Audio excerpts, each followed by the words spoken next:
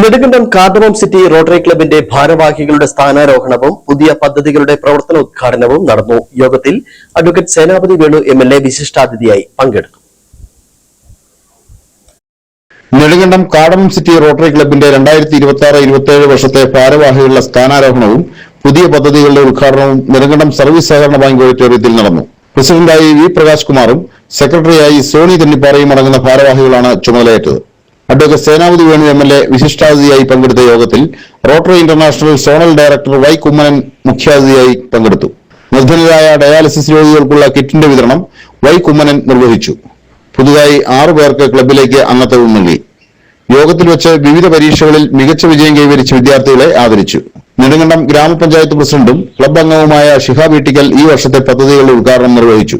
നെടുങ്കണ്ടം ഗ്രാമപഞ്ചായത്തുമായി ചേർന്ന് മാലിന്യ നിർമ്മാർജ്ജന പദ്ധതികൾ, വിവിധ അംഗൻവാടികളുടെ നവീകരണം, നിർധനരായ വൃക്കരോഗികൾക്കുള്ള ഡയാലിസിസ് കിറ്റ് വിതരണം, റോട്ടറി ഗ്ലോബൽ ഗ്രാൻഡ് പദ്ധതിയുമായി ചേർന്ന് നെടുങ്കണ്ടത്ത് ICU ആംബുലൻസ് സർവീസ് എന്നിവയാണ് ക്ലബ്ബ് ഈ വർഷം നടപ്പിലാക്കാൻ ലക്ഷ്യമിടുന്ന പദ്ധതികൾ.